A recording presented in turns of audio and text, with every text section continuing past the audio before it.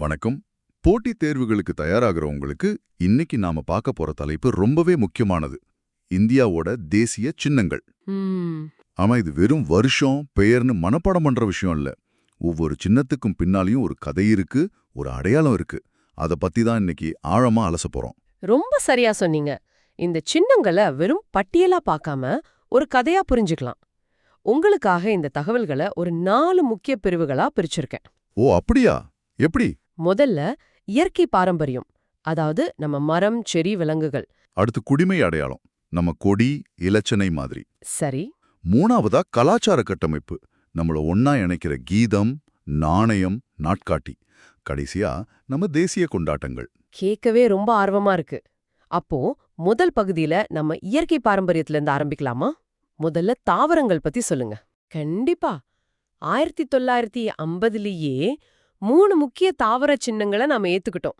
ஆலமரம், தாமரை, அப்புறம் மாம்பழம். ஆலமரம், இது பெருமையோட சின்னம்னு படிச்சிருக்கேன். பெருமை மட்டும் இல்ல, அதையும் தாண்டி அதுல ஒரு தத்துவம் இருக்கு. ஆலமரத்தோட விழுதுகள் மறுபடியும் வேரூன்றி ஒரு மரமே ஒரு காடு மாதிரி பரவும். ஆமா. அதுதான் இந்தியா. ஒரே மூலத்திலிருந்து பல கலாச்சாரங்களா பரவி, ஆனா எல்லாம் ஒன்னா இணைஞ்சு நிக்குது. அதுக்கு இது ஒரு குறியீடு. ரொம்ப அழகான ஒப்பீடு. தேர்வுல கேக்குற மாதிரி முக்கியமான ஆலமரங்கள் எங்க இருக்கு? இருக்கு. ஹவுரால இருக்கிற இந்திய தாவரவியல் பூங்கா, அப்புறம் நம்ம சென்னை அடையார்ல தியோசோபிக்கல் சொசைட்டில இருக்கிற ஆலமரங்கள் ரொம்ப பிரபலம். இந்த இடங்களை நோட் பண்ணிக்கோங்க. சரி. அடுத்து தாமரை. தாமரை சேத்துல வளர்ந்தாலும் அந்த சேரு தன் மேல ஒட்டாம அழகா மலர்ந்து நிக்கும். இது ஒரு பெரிய வாழ்க்கை தத்துவம். ஆமா. பற்றற்று இருப்பது, உலக ஆசைகள்ல மூழ்காம தன் தூய்மையை காப்பாத்திக்கிறது, அதுதானே? மிகச் சரியா சொன்னீங்க. அடுத்து மாம்பழம். இதுல விட்டமின்கள் ஏ, சி, டி இருக்கிறது எல்லாருக்கும் தெரியும். ஆனா முகலாயர்கள் காலத்துல பயிரிடப்பட்ட இமாம் பசந்த் ரகம் ரொம்ப வரலாற்று முக்கியத்துவம் வாய்ந்தது. ஓகே, தாவரங்கள் முடிஞ்சது. இப்போ பறவைகள், ஊர்வன பக்கம் போலாம். நம்ம தேசிய பறவை மயில், அது ஏன் தேர்ந்தெடுக்கப்பட்டது? மயில் 1963ல தேசிய பறவையா அறிவிக்கப்பட்டது. முக்கிய காரணம் அதோட அழகு, கம்பீரமான தோற்றம். அப்புறம் இந்தியா முழுக்க அதை பார்க்க முடியும். தோகை விரிச்சு ஆடுற அழகே தனி. ஆமா. ஆனா உங்களுக்கு ஒரு விஷயம் தெரியுமா? மயிலுக்கு போட்டியா கிரேட் இந்தியன் பஸ்டார்ட் பறவையையும் பரிசீலனை பண்ணாங்க. அப்படியா? அப்புறம் ஏன் அது செலக்ட் ஆகல? அதோட பேர்ல இருந்த ஒரு சின்ன குழப்பத்தால மயில் தேர்வானதா ஒரு கதை உண்டு. சுவாரஸ்யமா இருக்கே. தமிழ்நாட்டுல மயிலுக்குன்னு தனியா சரணாலயம் இருக்கே. இருக்கு. புதுக்கோட்டை மாவட்டத்துல விராலிமலை. இது டிஎன்பிஎஸ்சி தேர்வுக்கு தயாராகிறவங்க குறிச்சு வச்சுக்க வேண்டிய ஒரு முக்கியமான பாயிண்ட். சரி. அடுத்து ராஜநாகம், கிங் கோப்ரா. அதோட அறிவியல் பெயர் ஓபியாஃபேகஸ் ஹேனா. உலகின் மிக நீளமான விஷப்பாம்பு இதுதான். ஆனா அதோட தனித்துவமே வேற. அது என்ன? உலகத்திலேயே இனப்பெருக்கத்துக்காக தனக்குன்னு கூடு கட்டுற ஒரே பாம்பு வகை இதுதான். ஒரு பாம்பே கூடு கட்டுமா? ஆச்சரியமா இருக்கே. ஆமா, தன்னோட முட்டைகளை காப்பாத்த அது கூடு கட்டுது. ஒரு கொடூரமான விஷப்பாம்புக்குள்ள இப்படி ஒரு தைமை குணம். உண்மையாவே ஆச்சரியம்தான். சரி, இப்ப பாலூட்டிகளுக்கு வருவோம். புலி நம்ம தேசிய விலங்கு. ஆனா தேசிய பாரம்பரிய விலங்குன்னு யானையும் சொல்றாங்களே, ஏன் 2? இது ஒரு அருமையான கேள்வி. நிறைய பேருக்கு இந்த குழப்பம் இருக்கு. 1973ல புலிய தேசிய விலங்கா அறிவிச்சோம். அது நம்ம நாட்டின் வலிமை, கம்பீரத்தோட சின்னம். காட்டின் ராஜா. சொல்லப்போனா காட்டின் உண்மையான ராஜா. ஏன்னா உலகத்துல இருக்கிற மொத்த புலிகள்ல 70% நம்ம கிட்ட தான் இருக்கு. ஓஹோ. ஆனா 2010ல யானைய தேசிய பாரம்பரிய விலங்கா அறிவிச்சதுக்கு ஒரு ஆழமான காரணம் இருக்கு. புலி வேட்டையாடுதலின் சின்னம். ஆனா யானை ஒரு வனத்தை உருவாக்குறதோட சின்னம். வனத்தை உருவாக்குறதா? எப்படி? அது ஒரு கீஸ்டோன் ஸ்பீஷீஸ். அதாவது ஒரு காடோட ஆரோக்கியத்தையே யானைகள் தான் தீர்மானிக்குது. அது நடக்கிற பாதை, அது தோன்ற குழி எல்லாமே அந்த வனப்பகுதிக்கு ரொம்ப முக்கியம். அந்த பாரம்பரிய முக்கியத்துவத்தை அங்கீகரிக்கத்தான் இந்த தனிப்பட்ட கௌரவம். இப்போதான் அந்த வேறுபாடு தெளிவா புரியுது. அடுத்து நீர்வாழ் சின்னங்கள். கங்கையாறு. 2008ல கங்கைய தேசிய நதியா அறிவிச்சோம். அது வெறும் ஆறு இல்ல, நம்ம நாகரிகத்தோட தொட்டில். இங்க ஒரு தேர்வு சம்பந்தப்பட்ட குறிப்பு இருக்கு. சொல்லுங்க. பிரம்மபுத்திரா ஆறு நீளத்துல கங்கையை விட பெரியது. ஆனா இந்தியாவிற்குள் பாயும் தூரத்தை வச்சு பார்த்தா கங்கை தான் 2525 கிலோமீட்டர் மிக நீளமான நதி. இந்த வித்தியாசத்தை சரியா புரிஞ்சுக்கணும். தெளிவா புரிஞ்சுது. அடுத்து ஆற்று ஓங்கில், கங்கை டால்பின். ஆமா, 2010ல இத தேசிய நீர்வாழ் விலங்கா ஏத்துக்கிட்டோம். இது ஒரு ஆத்தோட ஆரோக்கியத்துக்கான ஒரு காட்டி. ஒரு ஆத்துல டால்பின்கள் நல்லா இருந்தா அந்த ஆறு சுத்தமா இருக்குன்னு அர்த்தம். ஆனா இது அழிவின் விளிம்புல இருக்குன்னு சொல்றாங்களே. ஆமா, அது வருத்தமான விஷயம். அதுக்கு கண்ணு தெரியாதே. நிஜமாவா? அப்போ எப்படி இரைய தேடும்? அது மீயொலி அலைகளை, அதாவது இக்கோலொகேஷனை பயன்படுத்தி ஒரு சோனார் சிஸ்டம் மாதிரி செயல்பட்டு தனக்கான இரைய துல்லியமா கண்டுபிடிச்சிடும்.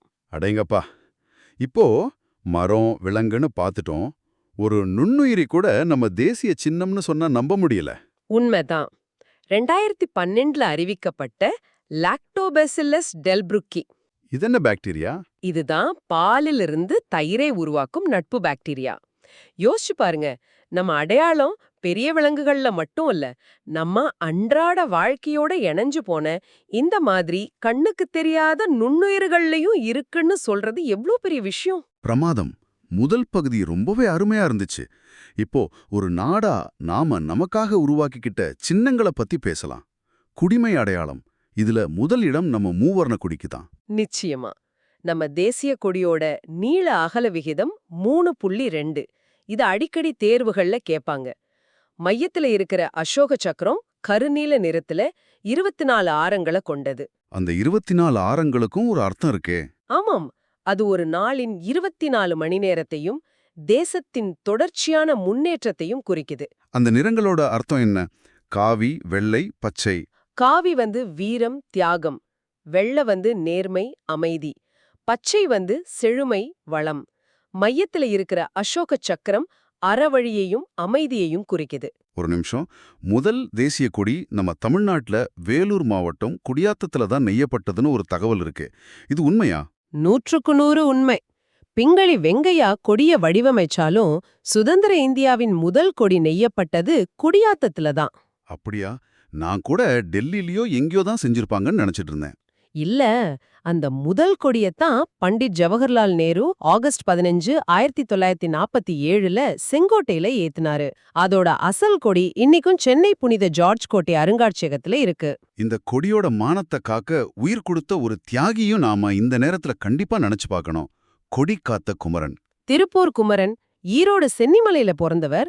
1932ல காந்திஜிய கைது செஞ்சதை கண்டிச்சு நடந்த போராட்டத்துல போலீஸ் தடியடியில தலையில பலத்த காயமடைஞ்சும் கையில இருந்த கொடிய கீழே விழாம இறுக்கி பிடிச்சபடியே உயிர் நீத்தார். கேட்கும்போதே மெய்சில் இருக்குது. அதனாலதான் அவருக்கு கொடி காத்த குமரன்கிற பெயர் நிலைச்சு நிக்குது. குடிமை அடையாளத்துல அடுத்து நம்ம தேசிய இலச்சினை, அரசாங்கத்தோட அதிகாரப்பூர்வ முத்திரை. மிக முக்கியமான கேள்வி. அந்த வட்ட வடிவ பீடத்துல 4 விலங்குகள் இருக்கு. யானை ஆற்றலை குறிக்குது, குதிரை வேகத்தை குறிக்குது, காளை கடின உழைப்பை குறிக்குது, சிங்கம் கம்பீரத்தை குறிக்குது. அதுக்கு கீழே சத்தியமேவ ஜெயத்தேன்னு எழுதியிருக்குமே. ஆமா, வாய்மையே வெல்லும் என்ற அந்த வாசகம் தேவநாகரி எழுத்துல பொறிக்கப்பட்டிருக்கும். அருமையான விளக்கம். இப்போ 3வது பகுதிக்கு போகலாம். நம்மள கலாச்சார ரீதியா இணைக்கிற கூறுகள். தேசிய கீதம், தேசிய பாடல். ஆமா, தேசிய கீதம் ஜனகணமனா ரவீந்திரநாத் தாகூர் வங்க மொழியில எழுதினது. இதோட இந்தி மொழியாக்கத்தை ஜான்வரி 24, 1950ல அரசியல் நிர்ணய சபை ஏத்துக்கிட்டது. இது 52 வினாடிகள்ல பாடப்படணும் இல்லையா? கரெக்ட். இது முதல்ல 1911ல இந்திய தேசிய காங்கிரஸோட கொல்கத்தா மாநாட்டுல தான் பாடப்பட்டது. அப்போ வந்தே மாதரம். அது ஏன் தேசிய கீதம் ஆகல? ஆனா அதுக்கும் சமமான மரியாதை இருக்கே. நீங்க கேட்டது ஒரு வரலாற்று முக்கியத்துவம் வாய்ந்த கேள்வி. பங்கிம் சந்திர சட்டர்ஜியோட ஆனந்த மடம் நாவல்ல இருந்து எடுக்கப்பட்ட வந்தே மாத்திரம் பாடல் சுதந்திர போராட்ட காலத்துல ஒரு தாரக மந்திரமா இருந்துச்சு. ஆமா.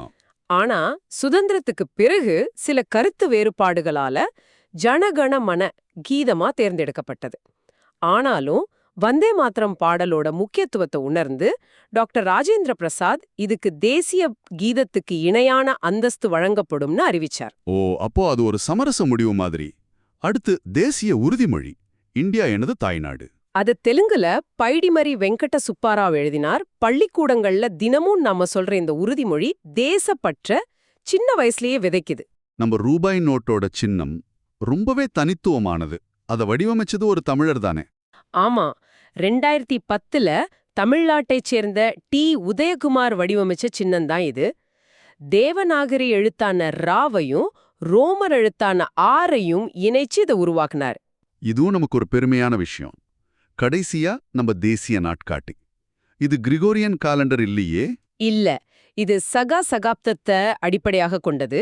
இது கிபி 78ல பேரரசர் கனிஷ்கர் காலத்துல தொடங்குனது. வானியலாளர் மேக்நாத் ஷாஹா குழுவோட பரிந்துரைப்படி மார்ச் 22, 1957ல இது ஏற்றுக்கொள்ளப்பட்டது. ரொம்ப தெளிவா இருந்துச்சு. இப்போ கடைசி பகுதிக்கு வந்துட்டோம். தேசிய கொண்டாட்டங்கள். சுதந்திர தினம், குடியரசு தினம். இதுல ஒரு சின்ன குழப்பம் நிறைய பேருக்கு வரும் இல்லையா? ஆமா, ஆகஸ்ட் 15 சுதந்திர தினம், நாம விடுதலை பெற்ற நாள். அன்றைக்கு பிரதமர் டெல்லி செங்கோட்டையில கொடியேத்துவார். ஒரு சுவாரஸ்யமான தகவல் இருக்குமே முதல் சுதந்திர தினம் பத்தி. நிச்சயமா, முதல் சுதந்திர தினத்தந்து மகாகவி பாரதியாரோட ஆடுவோமே பள்ளு பாடுவோமே பாட்ட பிரபல பாடகி டி.கே. பட்டம்மாள் அகில இந்திய வானொலியில பாடினார். அப்போ குடியரசு தினம் ஜான்வரி 26 குடியரசு தினம். நம்ம அரசியலமைப்புச் சட்டம் நடைமுறைக்கு வந்த நாள். அன்றைக்கு நாட்டின் முதல் குடிமகனான குடியரசுத் தலைவர் புதுடெல்லி கடமை பாதையில கொடியேத்துவார். ஓகே, பிரதமருக்கும் குடியரசுத் தலைவருக்கும் உள்ள வித்தியாசம் இதுனா சரி. தேசிய அளவிலான சின்னங்களை இவ்வளவு விரிவாக பார்த்தோம். நம்ம தமிழ்நாட்டோட மாநில இயற்கை சின்னங்களையும் ஒரு முறை வேகமா பார்த்துடலாமா? அது ஒரு மிக நல்ல யோசனை. மாநில விலங்கு வரையாடு, நீல்கிரி தாகார். இது மேற்கு தொடர்ச்சி மலைகள்ல மட்டும் காணப்படும். ஆமா. மாநில பறவை மரகதப்புறா, எமரால்ட் டவ். மாநில மலர் செங்காந்தல் மலர், குளோரியோசா சூப்பர்பா. கடைசியா மாநில மரம் பனைமரம், நம்ம கலாச்சாரத்தோட பின்னி பிணைஞ்ச ஒரு மரம். அருமை. இன்னைக்கு நாம பார்த்த இந்த சின்னங்கள் எல்லாம் வெறும் தேர்வுல கேட்கப்படுற கேள்விகள் இல்ல. இது ஒவ்வொன்றும் ஒரு கதை சொல்லுது. ஒரு தேசத்தோட அடையாளம், அதோட கனவுகள் எப்படி சின்ன சின்ன விஷயங்கள்ல புதிஞ்சிருக்குங்கிறத காட்டுது. ஆமா, இந்த ஆழமான அர்த்தத்தோட இந்த சின்னங்களை நீங்க பார்க்கணும். நிச்சயமா. அடுத்த ஒரு பயனுள்ள தகவலுடன் உங்களை சந்திக்கிறோம். நன்றாக படியுங்கள். ராமெக்ஸை சப்ஸ்கிரைப் செய்து அரசு ஊழியராகுங்கள்.